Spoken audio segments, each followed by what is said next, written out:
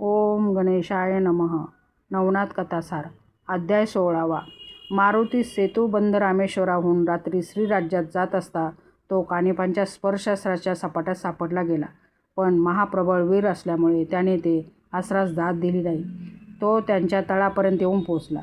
त्यावेळी स्पर्शास्त्राने हरकत केल्याची कल्पना त्याच्या मनात आल्यावरून इथे कोणीतरी प्रतापी आला असला पाहिजे असेही त्याच्या मनात बिंबले. इतक्यात सीमेजवळ येताच त्यास नाथपंथाचे लोक दिसले. त्यावेळी मारुतीस असे वाटले की आपण महाप्रयत्नाने श्रीराज्यात पाठवलेल्या मच्छिंद्रनाथास हे लोक जाऊन उपद्रव देतील व बोध करून त्याचे मन वळवतील. मग तोही यांच्या समागमे स्वदेशाला गेला तर केलेले श्रम फुकट जाऊन राणीचा मुखचंद्र उतरेल व तिचे हेतू जागच्या जागी राहून जातील. दुर्बल करून परत लावण्यासाठी मारुतीने अतिविशाल असे भीमरूप प्रकट केले आणि भूभूकार केला. तेव्हा सर्व शिष्य घाबरून गुरुजीच्या आड दडून बसले व रक्षण करण्याकरता गुरुस विनंती करू लागले. त्यांचे अवसान गळून गेले.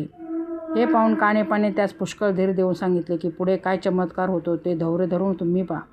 ह्यांच्यापासून तुम्हास मुळीच धोका बसणार नाही.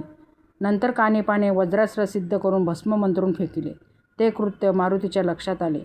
त्या क्षणीच तो आवेशाने मोठे मोठे प्रचंड पर्वत कानिपांच्या अंगावर फेकू लागला. परंतु वज्रासाच्या योगाने दगडांचे चूर्ण होऊन जाई म्हणून मारुतीने वज्रमुष्टीचा प्रहार करताच वज्रास्त्र क्षीण झाले.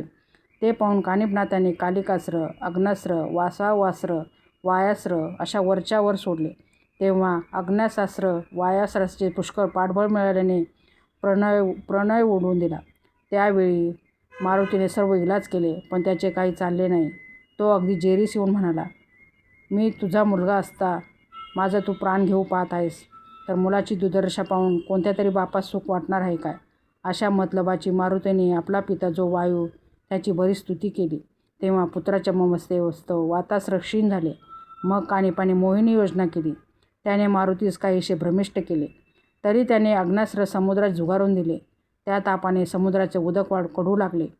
मग तो मूर्तिमंत येऊन पाहू लागला असता कानिपा व मारुती यांची युद्ध चाललेले दिसले. मारुती आपल्याकडून करवेल तितके उपाय करून कानिपाचा पाडाव करवायस पाहत होता. परंतु त्याचे वर्चस्व कमी झाले नाही. उलट मारुती जर्जर होऊन मूर्छना येऊन जमिनीवर पडला. मग मूर्तिमंत वायू पुत्रमोहासह मारुतीजवळ गेला. इतक्यात मारुती सावध होऊन पुन्हा युद्धाची धामाधूम करण्याच्या बेतात आहे असे पाहून वायूने त्याचा हात धरून सांगितले, हे नाथ मोठे प्रबळ आहेत. पूर्वी मच्छिंद्रनाथाने तुझी कशी दुर्दशा करून सोडली होती ह्याची आठवण कर.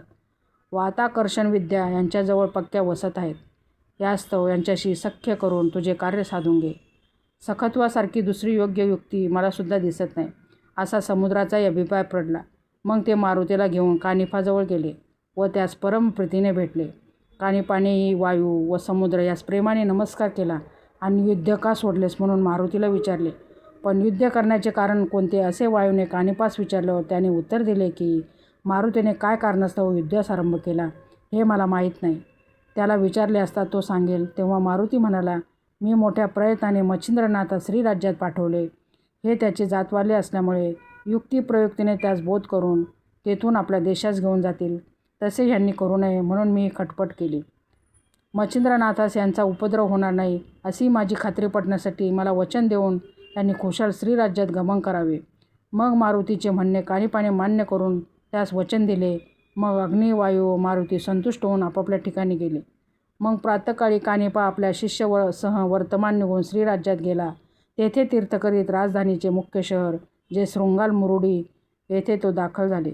तेथे मैनाकिनी राणी मच्छिंद्रनाथास घेऊन सभेमध्ये सिंहासनावर विराजमान झाली होती. कानिप आपल्या शिष्यासह एका राजवाड्यात गेला. तेव्हा द्वारपाळीने तपास करून 700 शिष्यासह कानिपनाथ या नावाचा जती आल्याचे वर्तमान मच्छिंद्रनाथास कळविले.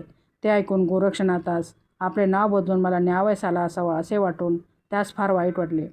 आता आपण या विषयविलासाचा अनुपम सुखास अंतरणार ह्याच विचाराने त्याच्या मस्तकात भरून गेला. तेणेकरून तो दिलगीर झाला. मग त्यांना परभारे गावात न्यावे असे मनात आणून मच्छिंद्रनाथ मोठ्या समारंभाने पालखीत बसून त्यास भेटावयास आला. उभयतांच्या मोठ्या आनंदाने भेटी झाल्या.